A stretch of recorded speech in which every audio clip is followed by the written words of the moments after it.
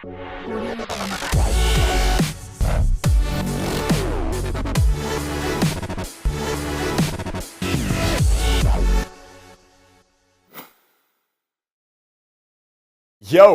what's going on, man? Jason Capital here, and welcome to day 27 of Power Influence.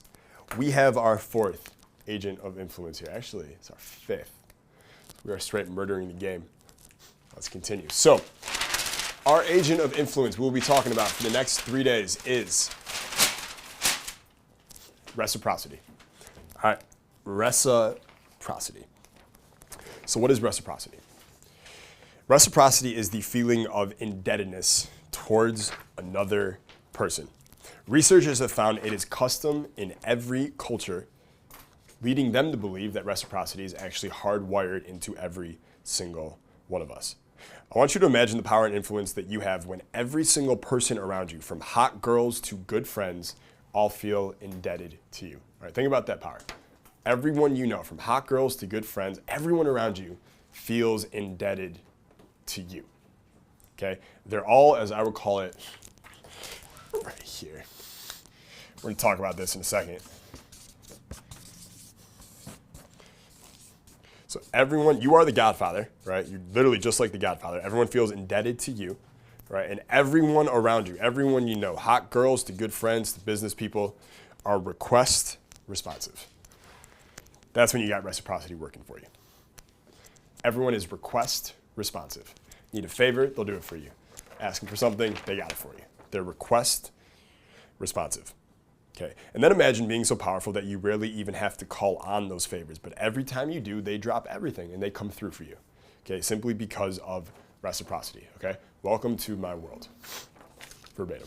Welcome to my world. Okay, welcome to the progress-filled life of a power influencer. So why is this important? Okay, think of the Godfather. Everyone here has seen the Godfather, right? If you haven't, stop this fucking video, pause it, go watch The Godfather and come back, okay? At the beginning, when the man asks Marlon Brando for a favor, what does Marlon Brando say back, right? He makes a big show of it, right? He doesn't just say yes, right? He makes a big show of it, like he's gonna go through all kinds of effort to do this for this guy, right? And he makes the favor he might agree to do seem like an even bigger deal than it is. That's important, okay? He makes the favor he's gonna do for the guy seem like an even bigger deal than it actually is. Okay? And then when he agrees to it, he says, one day in the future, I will call on you for a favor of my own, and you will agree to it. Understood? The guy says, yes, of course, right? And do the hug, kiss thing, and they move on, okay? As a badass, a leader, a power influencer, you want goodwill within your community. Just like the Godfather, right? You want goodwill within your community, specifically towards you, all right? You want the entire community to feel indebted towards you, okay? You want to be the Godfather about these things, not the scarcity-minded PUA, okay? You want people to owe you favors. You want everyone to owe you favors. There's this bitter little mindset, right, in the PUA culture that's about like you were taken advantage of so much in your life and stepped over and things like that, that when you finally get power, right? You're not just doing favors for people for free, for nothing, right? You're not being taken. You're so averse to the idea of being taken advantage of again that you never do favors for anyone, okay? That's one way to go, and you can do that, and I've been that way before, and you know what? It's kind of lonely, right? There's nothing wrong with being alone, but it's kind of lonely because you feel like you can't call on other people to do stuff for you. You guys know what I mean? So like what you want to do is you want to squash that idea of like, no one's taking advantage of you, okay? As a higher status individual, no one is even considering that they're taking advantage of you. You are a cool guy, they are a cool guy. You're a cool guy, they're a cool girl. Okay, they ask you for a favor, you don't be like, I'm not being taken advantage of. Okay, that's not the mindset. It's more of, you're the Godfather. Okay, so you're gonna do the favor, but you're gonna make a big deal of it. Right, you're gonna make a big deal of the favor, which increases the value of the favor, so when you ask for a return favor, you can be just as valuable. Does that make sense to everyone? Right, by him taking time with the favor, he doesn't just say, yes, I'll be happy to do that for you. He goes, come to me, right, the day of my daughter's wedding. He makes a big show of this favor. He builds up how much of a nuisance this favor is. He builds up the perceived value of it. Okay, so now the goodwill this guy feels So he builds up the perceived value of the favor to this level, let's say, okay? Which means that the associated goodwill or reciprocity that he's going to get from it is also at the same level. The perceived value of the favor is equal to the amount of reciprocity or goodwill created with the favor, okay? Does that make sense to everybody? So if someone asks you if you can lend them $1, the perceived value of the favor is about $1, right? You can't argue that. It's about $1. Maybe you go up to $5 because you did them the favor first. There's, we can go a little bit higher than that, but that's generally what it is. But if this guy asks him, hey, I don't remember what the favor was at the start of The Godfather, but if he asks him, hey, can you whack this guy for me, right? That's a pretty big favor on its own. But when he goes, you come to me on the day of my daughter's wedding, you ask me to take a man's life, he builds up how much of a nuisance and a big deal this favor is. He's taking the perceived value of a whack a guy higher and higher and higher and higher. So the feeling of indebtedness that the guy feels towards the Godfather now is significantly higher as well. So now the Godfather, when he goes back to the other guy and he wants a favor from him in return at some point in the future, he can ask for anything. He can ask for fucking anything, right? But if he had just said, yeah, I'll take care of that for you, not nearly the same effect, okay? Just something I want you to think about there. So you shouldn't be afraid of being taken advantage of. You should want to be the Godfather. You should want everyone in your community to be request responsive, to feel indebted towards you. So you want to make a big deal of these things, but you want to be the Godfather about these things, not the petty PUA. All right, so a couple examples help hammer this home. So the legend of enemy bread, okay? The legend of enemy bread. During World War I, the Germans had this secret agent. I don't remember his name. He was one of many secret agents. But he had another mission where he was to cross enemy lines, okay?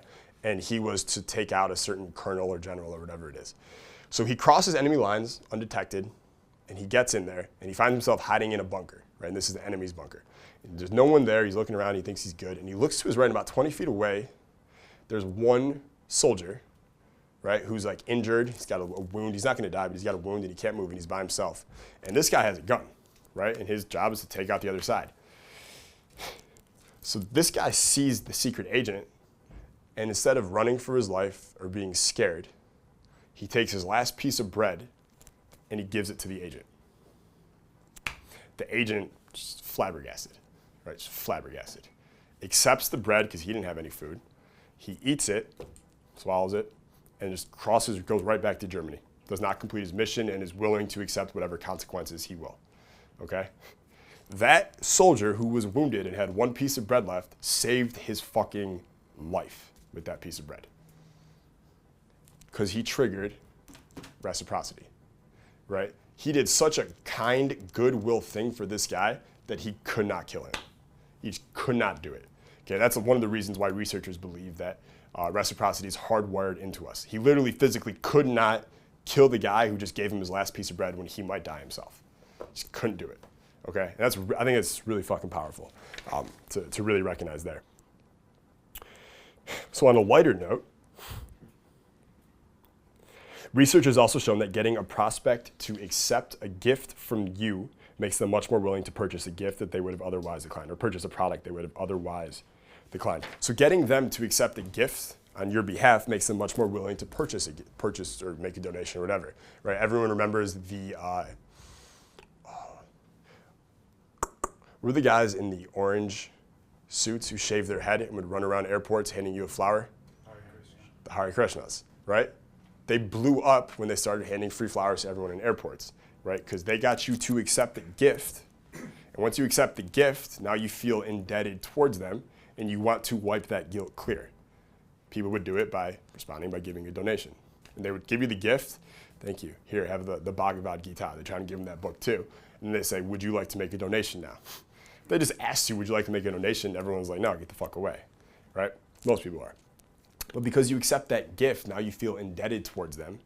People don't like living feeling indebted towards you. People on here don't feel like, they don't enjoy the feeling of I owe that person something all the time, unless it's a clear back and forth, we help each other thing, which is cool. But in general, they don't like feeling indebted. They want to wipe that they want to get back to clean, right, to zero, to homeostasis. So people would feel indebted and want to wipe the guilt, and they give them a donation, okay? They give them a donation. There's a famous direct mail piece.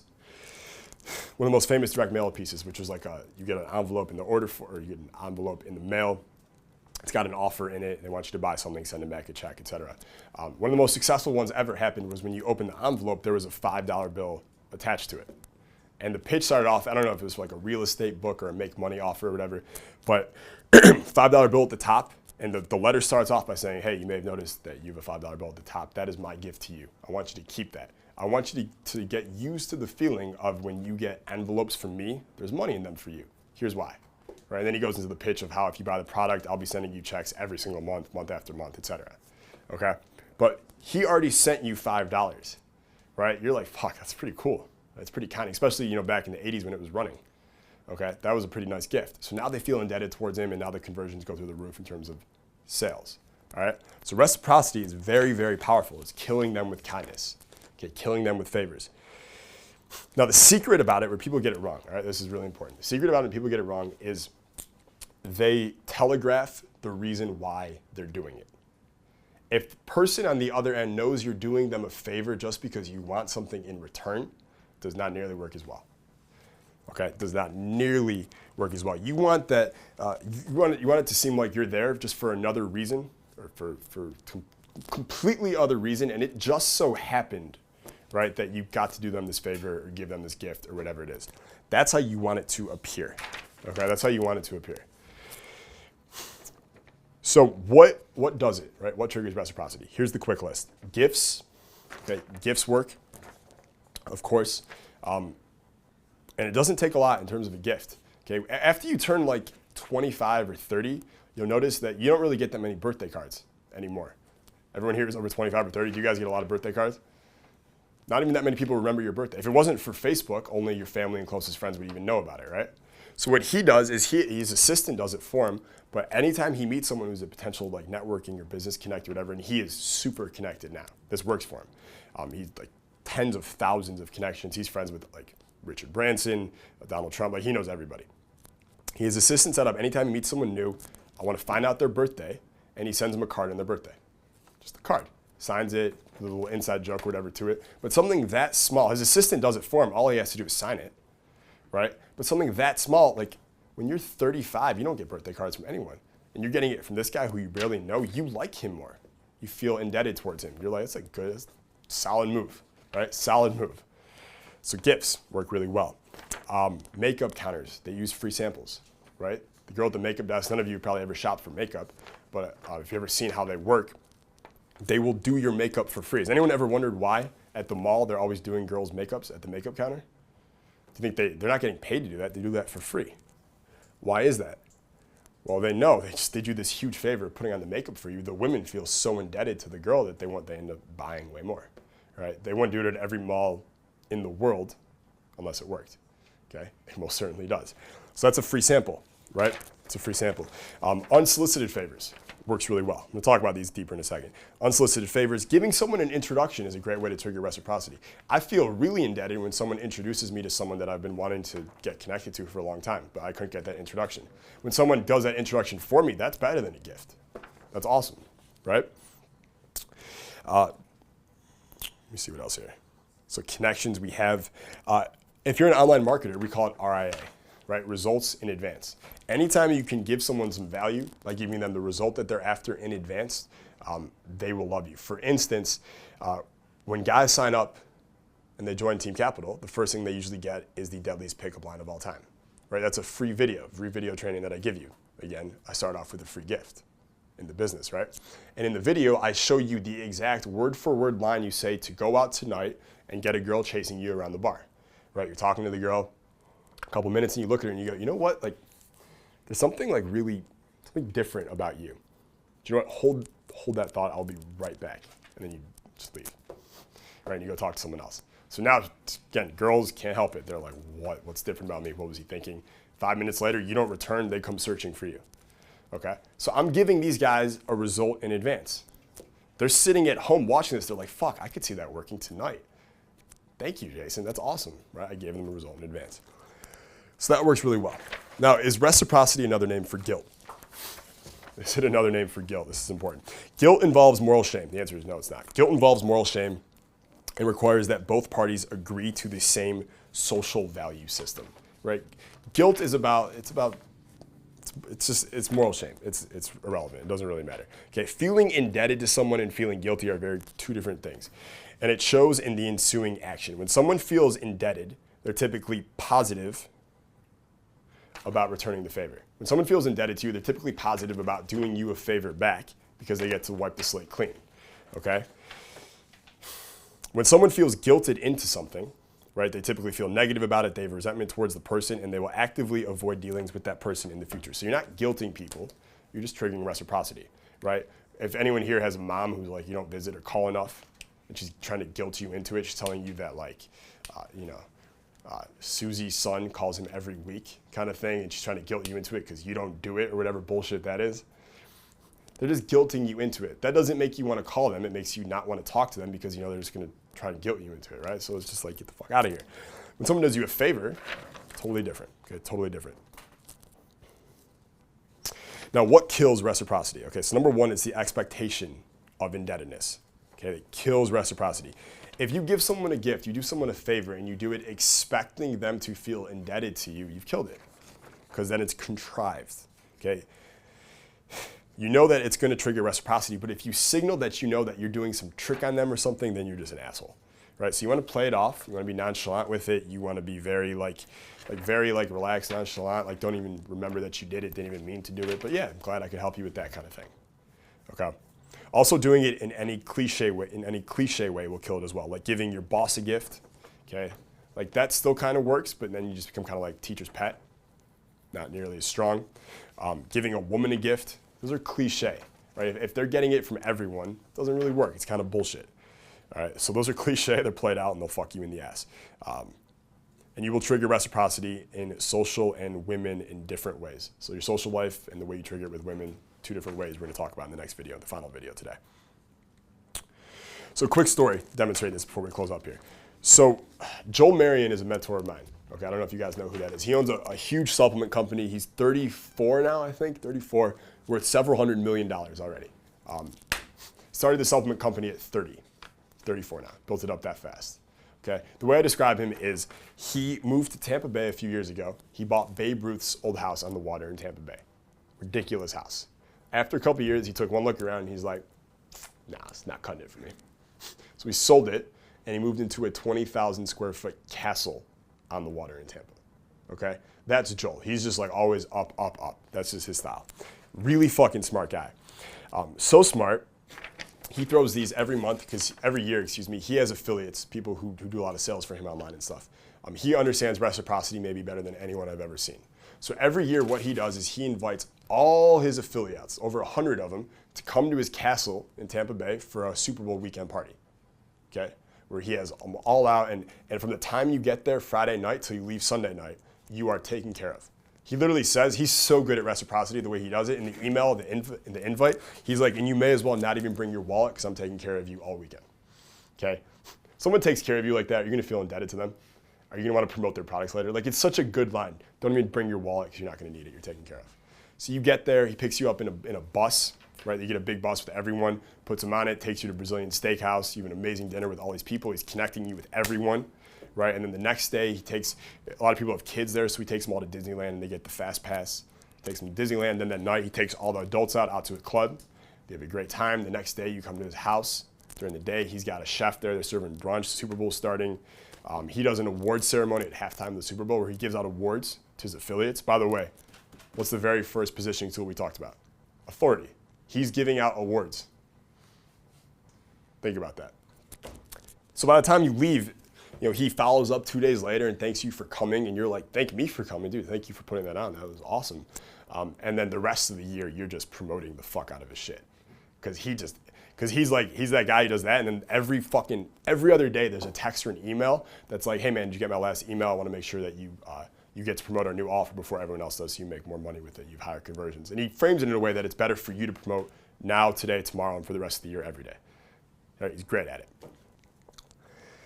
But a couple of years ago, he asked me to come to Orlando for this affiliate party a few years ago. He held it in Orlando instead of Tampa. Now, I wasn't an affiliate then. I'm not really an affiliate now, nor will any of the people working with Jason Capital at any near time in the future be an affiliate. But Joel wants me to go.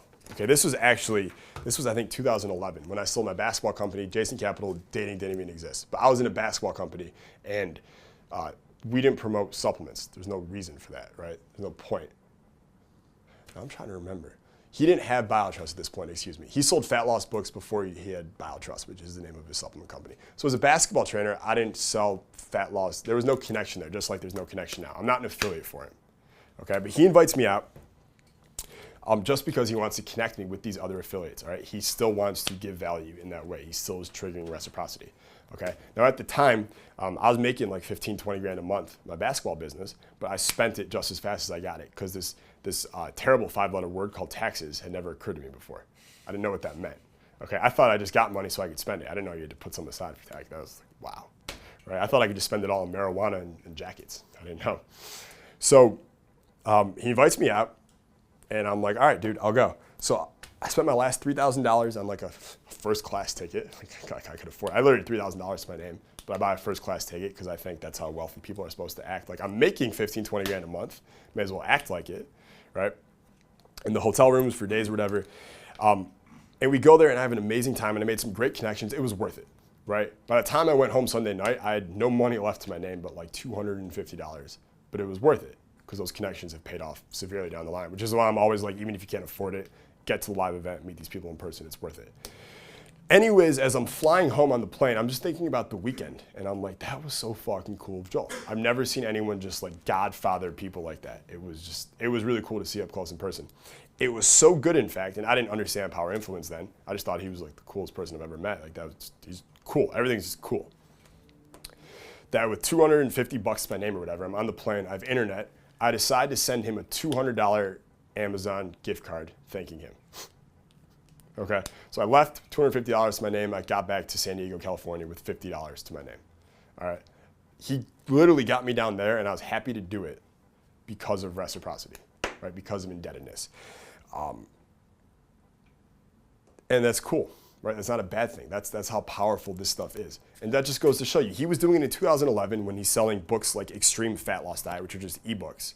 Then he builds a supplement company, and he's still doing the same Godfather shit with these same affiliates who were selling fat loss books. Now he's got them selling pills, right? Fat loss pills and stuff, but it's a better markup, et cetera. Now he's gone from making a few million a year to he's worth several hundred million, right? But the principles didn't change. His main tools then, as they are now, he doesn't have the best body language. He doesn't brand himself as a celebrity. He's a recluse. He tries to stay out of the limelight. He uses authority and he uses reciprocity, right?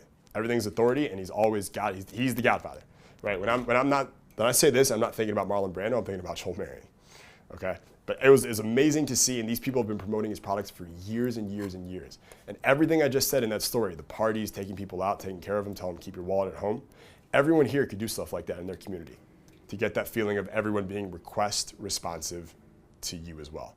All right, so that'll wrap up today's video. See you guys tomorrow.